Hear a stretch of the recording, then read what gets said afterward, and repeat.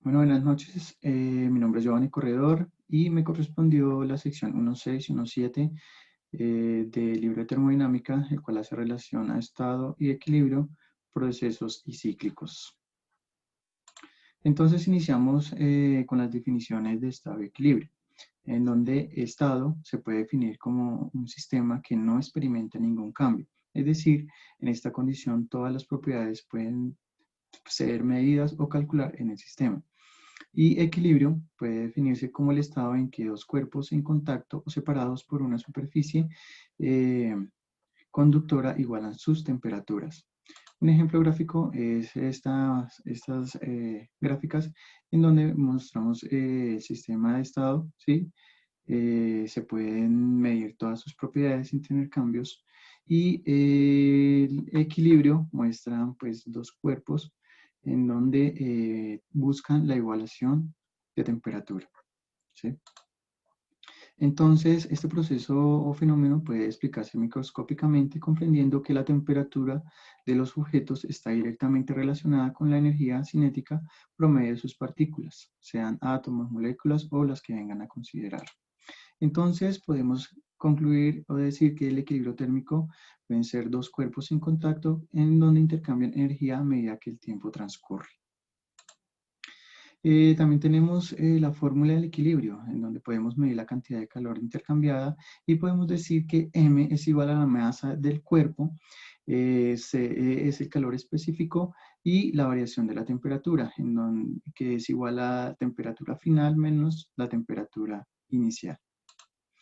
Teniendo como resultado la ley cero de la termodinámica, la cual relaciona el equilibrio termodinámico de los cuerpos.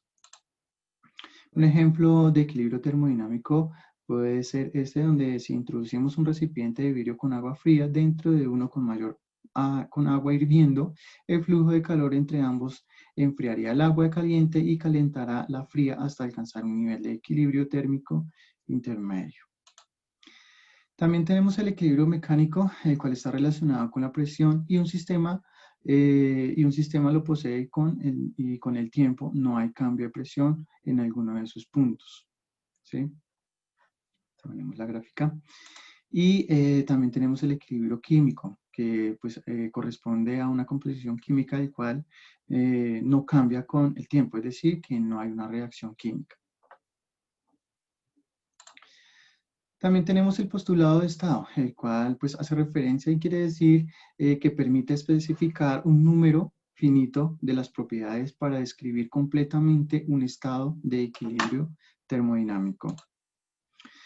También tenemos procesos y cíclicos, en donde pues definimos un proceso como un cambio de estado, ¿sí? Y pues en esa trayectoria, como lo muestra la gráfica, se define como procesos, ¿ah? A los cambios de estado. También tenemos un proceso coestático o cuasi equilibrio, ¿sí? Es cuando un proceso se desarrolla de tal manera que todo el tiempo el sistema permanece infinitesimalmente cerca del estado de equilibrio, ¿sí? Aquí podemos ver, digamos, este cilindro en donde pues va a haber una compresión muy lenta, donde hay compresión muy lenta y por eso se define como cuasi equilibrio. También tenemos procesos isotérmicos, ¿sí? Que es el proceso en el cual la temperatura permanece constante. Y un ejemplo claro del proceso isotérmico es el hielo derretido, ¿sí? En donde pues la temperatura es constante. También tenemos el proceso isobárico, que es donde la presión se mantiene constante y un ejemplo claro es el agua hirviendo, ¿cierto? La presión es constante. El proceso isocórico es donde el volumen específico permanece constante. Un ejemplo claro pues es cocinar en una olla a presión. El proceso de flujo estacionario, pues es esto, como su nombre lo indica, ¿sí? Significa que no hay cambios en su tiempo y su contrario, pues es estacionario o transitorio. Un ejemplo gráfico es esta imagen, ¿cierto? Que durante pues, un proceso de flujo estacionario, las propiedades del fluido dentro del volumen de control podrían cambiar con la posición, pero no con el tiempo. Es decir, que el volumen es constante y no hay variación, ¿sí? En este ejemplo, pues podemos ver que hay variaciones de temperatura, pero el volumen es igual. Bueno, eso es todo. Muchas gracias por su atención.